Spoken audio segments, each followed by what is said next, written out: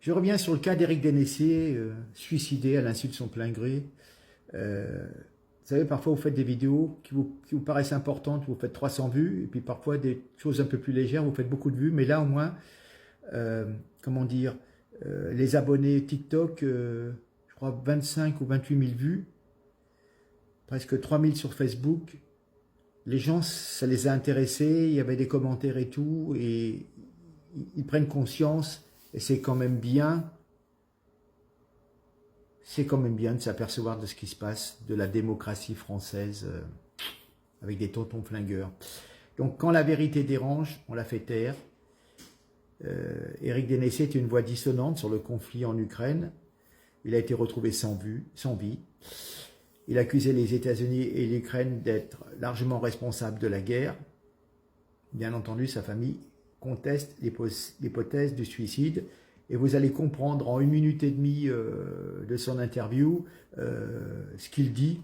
Et évidemment, c'est ce que moi aussi j'ai toujours dit. Il faut simplement regarder depuis 2014 vis-à-vis du Donbass, etc. Mais j'ai demandé à l'intelligence artificielle. Éric Dénessier a été retrouvé sans vie dans le 15e arrondissement de Paris, selon certaines sources dans sa voiture. La thèse officielle retenue par les enquêteurs est celle du suicide, mais les détails précis, comme la méthode et les circonstances exactes, ne sont pas clairement établis dans les sources disponibles. Personne n'est capable de vous dire si c'est tiré une balle dans la tête, si c'est empoisonné, on ne sait pas. Donc des rumeurs mentionnent une arme de chasse, mais ces informations ne sont pas confirmées par des sources officielles et révèlent de spéculations sur des plateformes comme X. Voilà. Hein. Donc la famille d'Éric Dénessier, ainsi que plusieurs de ses proches et collègues rejettent catégoriquement la thèse du suicide, estimant qu'elle ne correspond pas à son état d'esprit. Selon eux, il était en bonne santé physique et morale et engagé dans de nombreux projets et ne montrait aucun signe de dépression ou de désespoir. Roland Lombardi, un collaborateur proche, a écrit dans un hommage que Dénessier savait beaucoup et dérangeait, suggérant que sa mort pourrait être liée à ses activités ou à ses prises de position controversées. Voilà. Alors, on rappelle quand même que le décès d'Éric Dénessier intervient dans un contexte marqué par plusieurs morts suspectes dans les milieux du renseignement français.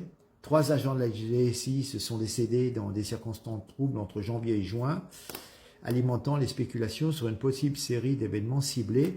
Rappelons que, je crois que les 2 derniers suicides, c'était dans le parking même de la DGSI. Hein. Voilà.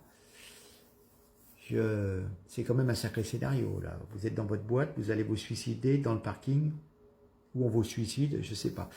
Bref, voilà. Évidemment, des posts dans certains médias évoquent des hypothèses comme un assassinat lié à ses analyses géopolitiques ou à ses connaissances sensibles. Idriss Aberkan a affirmé sur Radio Courtoisie que Dénessier figurait sur une liste ukrainienne des hommes à abattre en raison de ses positions critiques sur la guerre en Ukraine. Alors évidemment, on va vous dire que ce n'est pas corroboré par des preuves concrètes. Il n'y aura jamais de preuves.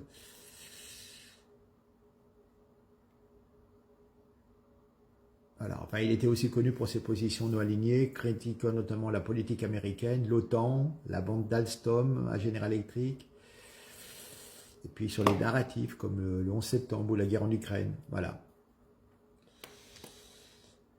Donc on peut appeler quand même à une enquête transparente. De nombreux proches, collègues et observateurs, y compris des médias comme François, le diplomate ou Nexus, appellent à une enquête rigoureuse et transparente pour éclaircir les circonstances de sa mort.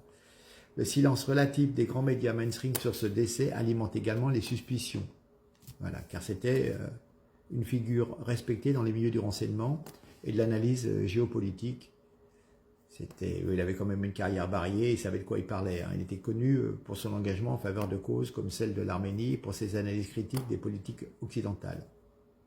Liberté de ton, indépendance intellectuelle, lui ont valu à la fois une reconnaissance et des critiques. Voilà. On l'écoute pendant 15, qu'est-ce que je dis 15 1 minute et demie environ. Voilà, je pense que c'est un grand monsieur, parti trop tôt, qui savait voir un petit peu les liens dans certains faits militaires ou certains accidents qui avaient lieu. Il savait aller à la source. Il aurait pu nous dire peut-être beaucoup de choses aussi sur le conflit Israël-Iran. Mais bon, On l'a fait partir. Écoutez bien, ça détonne. Mais il détonne avec classe et avec des arguments. C'est ça qui est intéressant chez ce monsieur.